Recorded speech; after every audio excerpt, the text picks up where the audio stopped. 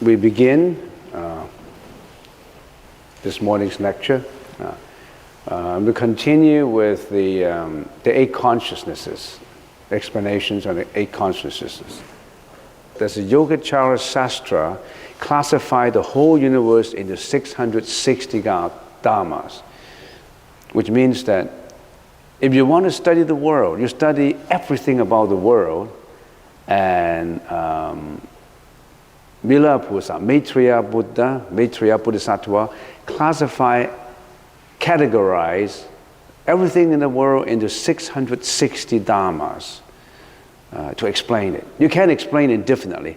The world cannot be explained actually indefinitely. So he used 660 dharmas in the Sastra, in Yogacara Sastra. But then a later philosopher classified it into 100 dharmas. It's easier to remember.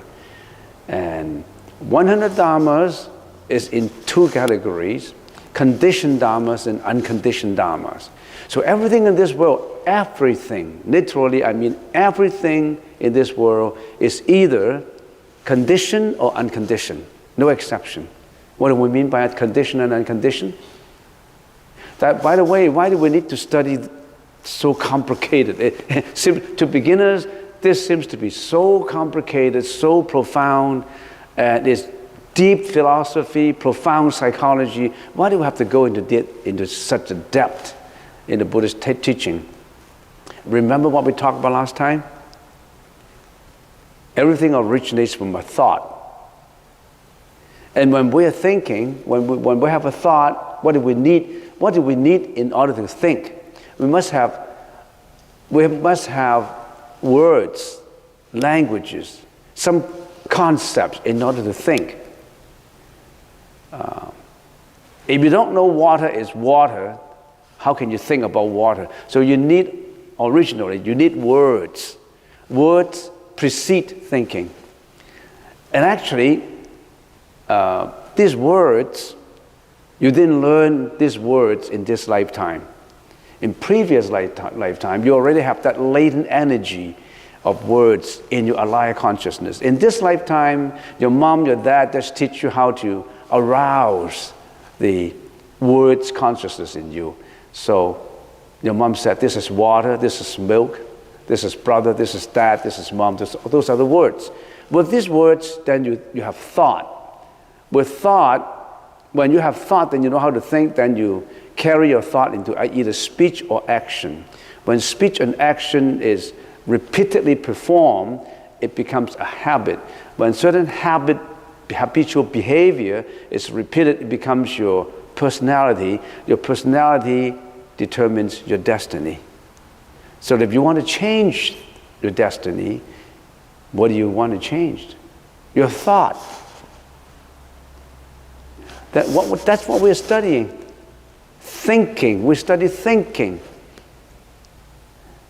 The Buddha's teaching goes into deep detail of how do we think? How does a thought arise? And then before even that, the Buddha analyzed the objects of which you think. The whole world, everything in this world is conditioned or unconditioned.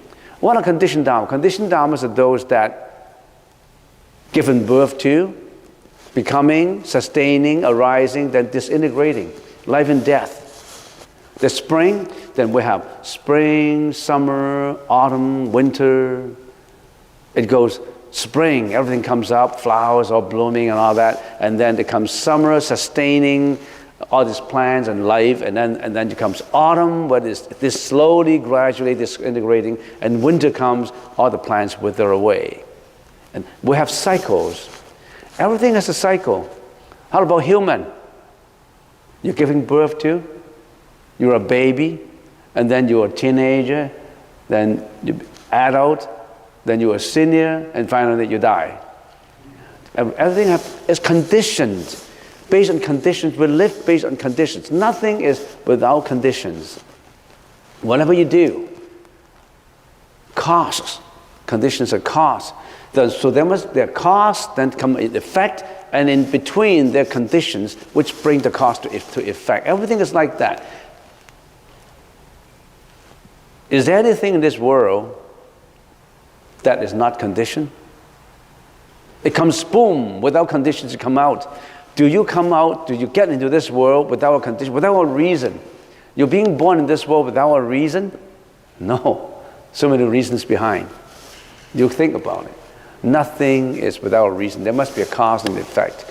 Now, how does this philosophy help you? I already have gone through that, but I don't want to go too deep into that, otherwise I can't go on. So conditions or unconditioned Dharma. Unconditioned Dharmas are those that goes beyond materiality, goes beyond thinking, goes beyond conditions, unconditioned Dharmas. Okay? So we have this conditioned Dharmas. It's 8 consciousnesses, 11 forms, 51 concomitant mental functions, and 24 dharmas, neither form nor mental functions. Very complicated, they seem, but don't get scared. If you think about it and conscientiously follow it, it helps you. It helps you to analyze the world. It helps you to lead a happier life because you're in control of your thought. When you're in control of your thought, whatever your mind conceives a thought, the mind can carry it out. That's usually what the positive thinkers talk about. But they don't go deep into that. They just say, you must think positively. Whatever you think you can do, you'll be successful. But they didn't go as deep as what the Buddha said. Go deep into it before you carry out this positive thinking. Everybody knows positive thinking is important. But nobody explained it in such a detail as the Buddha.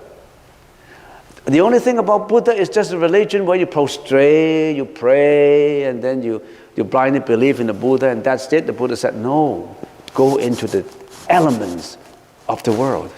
All right? Okay, so we talk about consciousness already. Now, quickly, what are these consciousnesses? Eye consciousness, vision, audition, olfaction, taste, tactility, mentality, mano consciousness, manas, it's the ego consciousness, alaya consciousness. We have 8 consciousnesses in us. We already talked about it in detail for many, many hours, for 10 hours, 12 hours, I don't know how many hours we have. But somebody told me that it's always worth repeating it so that it's get grounded in our mind. So these are the consciousnesses that you have, I have, all sentient beings have. And then let's go back to there. I talked about this already for many hours. Forms. What are these forms? Consciousness is about mentality, about your senses. Senses have to be interactive with objects. If there are no objects, the sense have no function. Imagine if there's no materiality in this world, how can your eyes see? If there's no sound in this world, how can your vision function? So you got to have objects for these senses to work. So in other words, you are the subject. You need object, right? So everything is object to you. You are the subject. You are the viewer. You are the speaker. So all your eyes, ears, nose, taste, all that have objects. If there are no objects, there's no world. So consciousness creates the world, not God. It's the thought that creates the world. The thought creates a plane. A thought creates you. When a young man and a young woman come together, they have this thought that they want to match. That creates you, not God. Forms, eyes and objects, ears and sound, nose and smell, tongue with taste, body with what? Body with everything you touch, everything you see. So you have, and then forms included in Dhamma Ayatana. What does that mean? forms that you cannot visibly see. If you close your eyes and think about yesterday I went to Tallis Garden downtown. I went to the cafeteria. I had my morning breakfast in there. You think about that form. You think about the coffee that you have, the pastry that you have, the waiter that came up to serve you. All these forms in your mind, but those are the past forms. Forms conceive in innermost impression. It's still form. Last night you were dreaming. You dreamt of last year you're going, at this time of the year, you're going to Las Vegas and you gamble and all that. And all these casinos and all these forms come in your mind. There's forms from inner impressions. Those are the forms that is in you that you think about. That's the reason why you always recollect the past and you worry about the future. What happened in the future if I lie in the hospital and at my last moment that I breathe my last breath and I suffer from sickness? All those are the forms. But those forms are not actual forms. Those are the inner impression forms. These inner impression forms every day arises in you. That's responsible for your being obsessed with the past and worry about future. But those forms are just illusionary. You hated that guy because that guy yelled at you 5 years ago. But that scenario is already gone. But you still brought the scenario back into your mind and you're obsessed with it and you hate it. But that thing is already gone. You were abused by your dad in your childhood. Oh, that's finished already. But every time when you were sitting still, you hated it. You hate your dad. You hate that scenario. But that's already gone. But you still have the hatred. Think about it. That hatred is illusory. But you habitually brought back that hatred in you and obsessed with it. You cry, you became sorrowful, you revenge. A momentary illusive form, a form produced by meditation. I talk about all these things already. And I remember I spent about an hour just on this slide, talking about innermost impressions and talking about a form produced by meditation. And also a perceptible form conceived, for example, a desert. When you're driving in a desert, you have a mirage. When you're driving in the summertime on the highway, you saw some water in there. But what it's just atmospheric conditions change because of light reflection with the heated air. But that's an illusion. That's a form. But that's an illusory form. Still a form. All right, so I already have explained that. And concomitant mental functions, I explain it when your consciousness come up, that is when your senses interact with the outer objects. At the same time, many things happen in your mind. Concomitant mental functions arise. And these are what generally interactive functions, particular functions, unwholesome functions, wholesome functions, and 4 indeterminate functions. In other words, whenever a thought comes up because of your sense interaction with the outside world, there are in you, in the alaya consciousness, 51 mental functions arising at the same time to help you to speak, to help you to think, to help you to carry out actions. Some of these are unwholesome, some of these are wholesome. And most of them are unwholesome. 26 of them are unwholesome. Why did somebody do bad things, bad habits, crimes, hatred, greediness, jealousy, disappointment, depression, revenge, violence? Why did that come up? Because when you interact with the outside objects, you're obsessed with it. Additionally, not just obsession, all these concomitant mental functions store in your consciousness, but at the same time, work with them to carry out speech and action. That's the reason why you yell, you curse, you fight, and you may even kill. That's how these things get carried out. So it's very important that we watch our thought, not just our speech. Some people say, watch your speech, watch your action. We should have changed it to watch your thought. Not the outer actions or speech, because speech and action comes from thought. Then when we say, how do I watch my thought? Do you know how you think? Do you know how a thought comes out? The Buddha told us how we think. When you know how you think, then you what? Then you meditate on every thought. What's the purpose of meditation?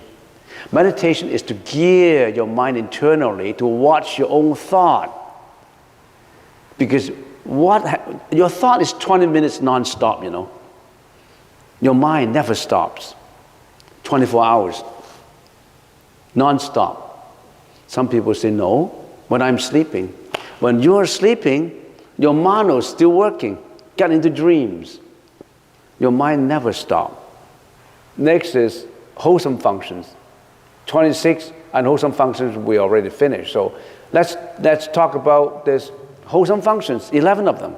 So in other words, when a thought comes up with all these concomitant mental functions, not just the bad ones that help you, some people have good thoughts, good concomitant mental functions in them. One of them is faith, confidence and belief. Faith is that which causes clarification of thought, belief and confidence with regard to its object. So you want to believe in something. You firmly believe in it. You firmly believe that you should not cause injury to others. You firmly believe that you should be compassionate. You should render kindness to others. So it is named faith. You believe in it. You believe in that, well, if I treat people well, then in return, they may treat me well too. But I don't want to look for just a return. I just want to render my compassion now, and I believe in it because everything that comes out bounces back to you.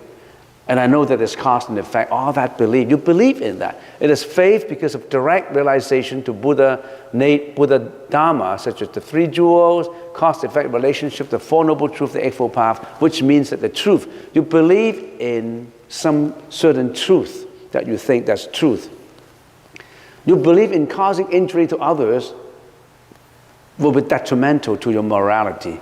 And finally, it will bounce back to you that you suffer from casualties, from harmfulness and all that. And if you render kindness to others, more than just a return of kindness, you feel happy. That's your faith, that's your belief. And sometimes some people have a strong belief about that. Some people have stronger faith than others. You know why? Because some people are always suspicious of others. Some people are less suspicious of others. Next is diligence. Diligence is conscientiousness, self-control and heedfulness. Diligence is the cultivation and application of good dharmas. It is the guarding of the mind, the abandoning of non-virtuous entities together with the cultivating of virtuous entities. So some people have this diligence in them, wholesome functions. So in you don't just contain the bad things, the unwholesome functions in your mind, you also have the wholesome functions. And how come I have good and bad ones? Because when you were born, you carry your latent karmic energy from previous life into this life. It's not just this life that you have. This life is one of the many lives you have. There's a continuity in you. There's a cause in you. You just didn't come out from nowhere and then when you die, then you disappear. Your death is the beginning of the life of next one. But you don't want that life and death to continue. You always want to get away from life and death because life and death is nothing but suffering. The Buddha saw this many, many years ago, 2,600 years ago, and he said, go to the unconditioned. Go beyond life and death. Don't go back to reincarnation. How do you go beyond life and death? Nirvana. How to go to nirvana? All these methods of going to nirvana is contained in the Buddha's teaching. how to get beyond that. Some people say, okay, next life I'm going to be a rich man, next life I will be prettier, I will be taller, tougher, I will be more intelligent. That's what I want in the next life. No, that's not what you should want. You should want to get away from these, get away from reincarnation. Some people always believe that if I have a next life, I want to be a multi-billionaire, I want to be very beautiful, I want to be very handsome, I want to be very intelligent. They always want. Desires. That's actually your problem. Imagine what happened to you when you become a multi-billionaire in your next life. In your next life, see how multi-billionaires behave in this life. When you are a multi-billionaire, you start to commit bad karma, because a lot of your girlfriends will come to you because you're rich, and because you want to maintain the integrity of your assets. You want to do all kinds of things that will induce bad karma on other people. You will set up businesses that would aim at nothing but making profit. You will create a lot of casinos, you will create a lot of slaughterhouses, you will create a lot of, bad karmic inducing businesses. And you will be in luxuries, and then you create a lot of bad karma. What happened in your next life then?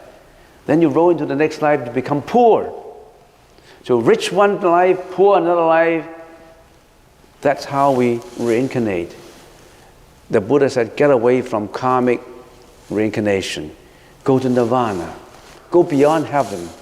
Heaven is still when all your merits have enjoyed. You have enjoyed all your merits. You still have to go back to reincarnation, life and death. That's why we are studying all these, to go beyond life and death. Not just life and death. Not just aiming at a better life next time. Go beyond life. It seems to be so abstruse, but you really have to go deeper into the Buddha's teaching to know what the Buddha is talking about in nirvana. Next, calm, tranquility, serenity, alertness. The mind is clever, light, apt, as opposed to torpor. Torpor is what? Drowsiness. This tranquility can also be achieved by relaxing the rigidity of the body and mind. It is the result of the right meditation. So when you're meditating, then you become calm. Some people are calmer than the others. Some people are easily agitated. Some people are very calm, carry a very good demeanor whenever it's behaving. People have different background, different calmness, different level of calmness. Some people have more, higher level. Some people have very low level of calmness. Equanimity, indifference, and renunciation. It is a mental indifference, the karma by which the mind remains equal, even, free from modification. The thought neither inclines towards nor turn away from the true and the untruth, abiding in equilibrium as a scale in perfect balance. Some people, if they are easily in equanimity, they don't easily get carried away. When they look at the riches of some people, they won't say, I want to be that rich. I want to enjoy that luxuries. They would distance from. They would be indifferent. They won't get carried away. They're always in equanimity. They won't get into obsession. Always calm and always striving to get to that equilibrium. You can never get to that equilibrium, but you're striving, gradually climbing to that equilibrium. And then, when that equilibrium really matches into one point, there's nirvana. It's just that when we study economics, we all talk about supply and demand, that curve. Supply, demand, supply goes up, then demand's falling behind, then demand goes up, supply getting higher. So it's always striving towards that equilibrium. That equilibrium, when everything is one and pure, that's nirvana. Next, 5, modesty. Conscience, bashfulness, embarrassment, shame in internal sense, inner shame, self-respect. It is due to the internal realization and belief of morality. I'll go to the number 6 first, and then I'll explain it together. Number 6 is shame. Fear of sin, consideration for others, dread of blame and punishment, shame in external sense, embarrassment, fear of the consequence of transgression. Shame has the cultivation of virtues as its preconditions, shame at doing wrong. What's the difference between modesty and shame? Embarrassment and shame. Conscience, bashfulness. Number 5, modesty, is when you did something wrong, you feel internally embarrassed. So in other words, you really feel not feeling well. So when you hurt someone, say when you, because of your temperament, I just give an example. There was a dog, when you're driving, there was a dog that is in your way, and out of anger, why should a dog be in the road? Then you bump into the dog and kill the dog. But then afterwards, you feel very guilty. You feel shameful. Why did I kill an animal like that? Why don't I just stop and let the dog cross the road? You feel internally shameful. You feel guilty. That's good. That's a good, wholesome function. Whoever feels guilty of wrongs done, that's good. So whenever someone's come up to you and say, I'm sorry that I have done something wrong, always don't say, I don't recognize your shamefulness. Get away. Don't do that. Because that person is really turning to a good point. He feels guilty. He feels sorry about that, regretful about that. That's a wholesome function. That is not unwholesome. He did something wrong, right? He did something wrong, but he feels regretful. That's good. That's internally. There was this shame. Shame may not be internal. Shame is external. I killed that dog. What happened if the police watch me and copy down my plate number? And then they'll give me a call and they said he did something wrong. He's fearful of the society pointing fingers at him. He's fearful of his family pointing fingers at him. That's also good. But he may not internally feel shameful, but it's just fear and threat of blame and punishment. So when Tommy did something wrong, he may not internally feel it. He thought that is going to punish me, so I can't do it again. That is good, but that's just external. And sometimes external would combine with the internal with the external. But some people, they just fear of punishment. They don't care about killing that dog. If it is internally regretful, that person must have that compassion, his kindness internally. And if it's just external, he may not have that kindness. He just fear that he will be punished.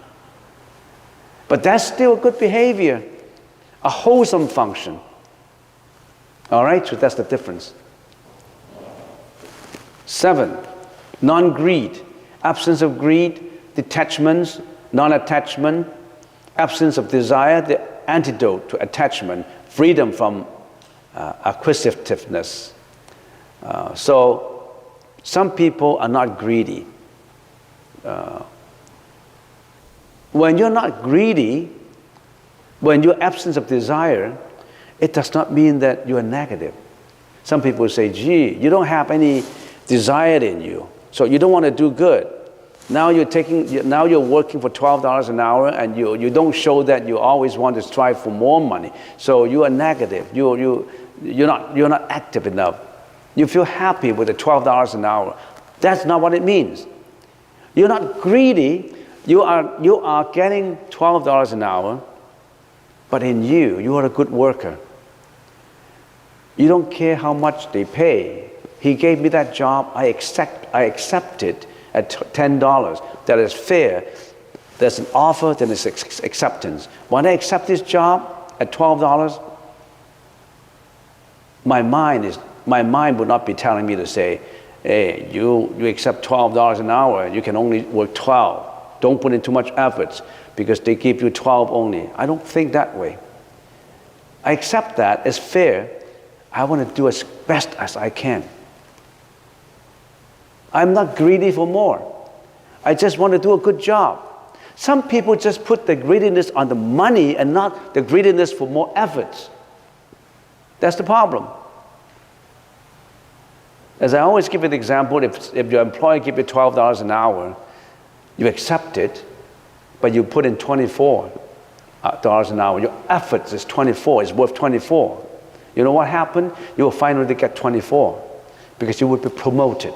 Because the company cannot get rid of you. But the company wants you to work in there because you're worth 24. So you're not greedy. You just want, you want to apply more efforts. You see the difference between a greedy person and a non-greedy person? A greedy person is always not satisfied. A non-greedy person, he is satisfied with what he accepted. But he will always strive for more efforts, work for more. He always put in the most, whatever he do, whatever he does. So that's non-greedy. So don't say that a Buddhist is negative, inactive, passive. A Buddhist is an investigator. Always want to investigate for more, investigate the universe, analyze it, and contemplate about it, and improve, not only on his own life now, he's going to improve in the future. He's not going to obsess with the past. He's going to be actively involved with the present. And in the future, he wants to get away from this mass of reincarnation, mass of sufferings. He wants to get away from that. So he's extremely active. He investigated more. He's a traveler. He put in his knapsack and he travel and travel until he gets his destination. And sometimes he may stumble and fall. Get up again and continue walking. With this knapsack of what? 3 things. Morality, wisdom, and meditation. That's on his knapsack. With this, he carry on and on and on until he reaches that destination. He never sidetrack. He's non-greedy. Non-hatred, no ill will, non-aggression, avoidance of hatred, absence of anger, absence of hatred. Because he's always compassionate. No hatred. He didn't obsess with the past about people imposing bad actions on them. He always forgive because he has no hatred in his mind. Forgiveness. He always forgive. It does not mean that he's stupid for giving bad actions performed on him. His forgiveness is so massive that he has no hatred. He just continue to work. Absence of delusions. It is the right discernment prajna by nature. He always have that wisdom of trying to strive towards enlightenment. Not having the cleverness of increasing wealth, reputation, and fame and reputation. Some people just want to strive for more wealth, reputation, and status. Not about the real wisdom.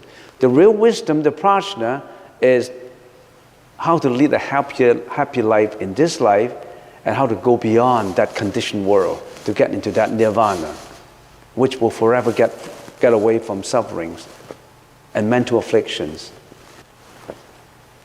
Harmlessness, attitude of non-harming, non-injury, non-violence. Non-violence is also non-cruelty. Harmlessness is the mental goodness. By the force of this, one does not harm others and becomes adverse to the harmful activities in which others indulge. Harmlessness. Not many people have these wholesome functions.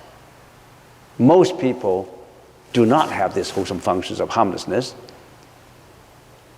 You know why? Because some people said, I never kill any animals. Why am I harmful to them? You're eating meat every day. The slaughterhouses slaughter those cows and chicks and chickens and ducks for you. You're not a vegetarian. You're indirectly promoting slaughtering animals for food. That's harmfulness. You become a vegetarian, you're indirectly supporting people not killing animals for food.